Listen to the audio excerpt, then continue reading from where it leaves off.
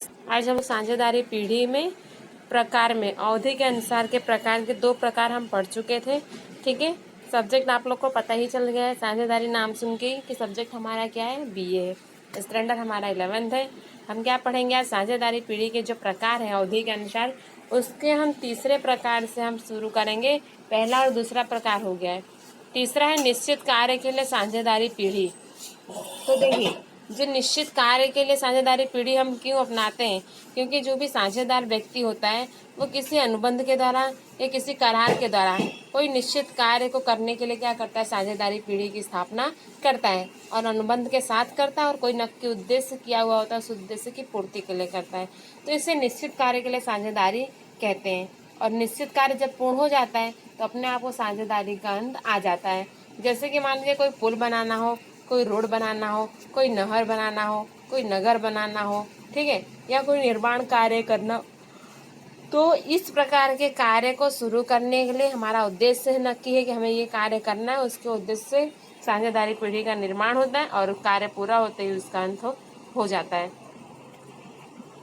उसके बाद में हम पढ़ेंगे दायित्व के अनुसार। तो दायित्व के अनुसार में 2 प्रकार है, सीमित दायित्व वाली साझेदारी पीढ़ी और सेकंड असीमित दायित्व वाली साझेदारी पीढ़ी। तो पहले हम देखेंगे कि यह साझेदारी पीढ़ी का विशिष्ट प्रकार है। पीढ़ी के मात्र एक साझेदार के अतिरिक्त शेष साझेदारों का दायित्व सीमित रख दिया जाता है।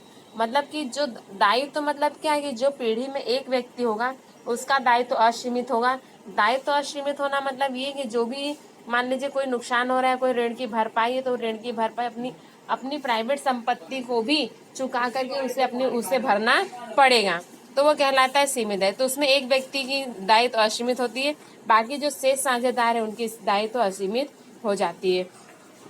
सेकंड है असीमित दायित्व वाली साझेदारी पीढ़ी। इस प्रकार के साझेदारी पीढ़ी में प्रत्येक जो साझेदार होता है उसका दायित्व असीमित होता है।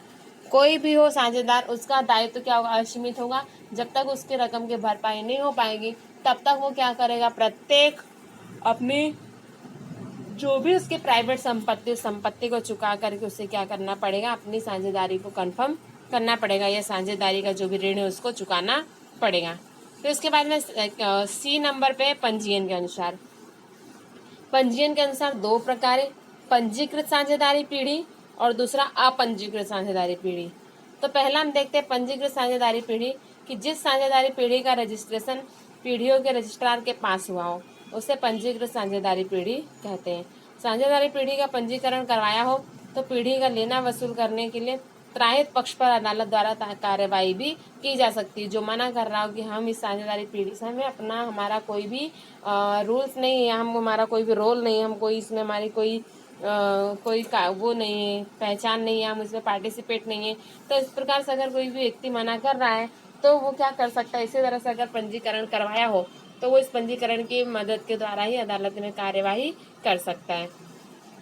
जैसा कि हमने पहले भी देखा था कि साझेदारी पीढ़ी का पंजीकरण करवाना अनिवार्य नहीं होता है, लेकिन हितकारी होता है। हितकारी मतलब हमारे लिए अच्छा ही होता है, एक प्रकार से हमारे लिए ये प्लस पॉइंट होता है। उसके बाद में है अपंजीकृत साझेदारी पीढ़ी। यदि साझेदारी पीढ़ी का रजिस्ट्रेशन पीढ़ियों के रजिस्ट्रार से ना करवाया गया हो तो इसे अपंजीकृत साझेदारी पीढ़ी कहा जा सकता है। इस प्रकार की पीढ़ियां अपना लेना की वसूली अदालत द्वारा सरलता से नहीं कर पाती है। उसके बाद में हमारा साझेदारी पीढ़ी का पंजीकरण या registration of a partnership form.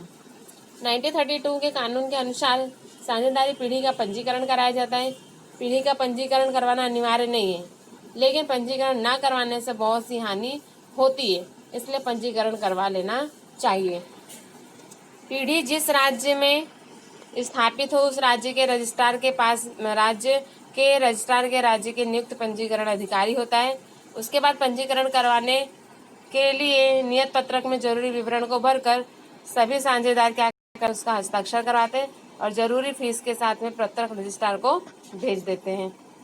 उसके बाद में कि मतलब जो हमें पंजीकरण करवाते हैं हम पत्र में, उसमें कौन कौन सी बातों का समावेश होता है, कौन कौन सी डिटेल लिखते हैं। तो पहला पीढ़ी का नाम एवं पता लिखते हैं, फिर पीढ़ी का नाम एवं पता लिखने के बाद पीढ़ी की साख के बारे में लिखते हैं, साझेदार का नाम और पता लिखते हैं, टेलीफोन नंबर लिखते हैं, प्रत्येक साझेदार की प्रवेश की तिथि लिखते हैं, साझेदारों का लाभ और हानि का प्रमाण लिखते हैं, साझेदारों की पूंजी संबंधी विवरण लिखते हैं, और पीढ़ी की अवधि लिखते हैं कि पीढ़ी कितने साल के लिए चलेगी।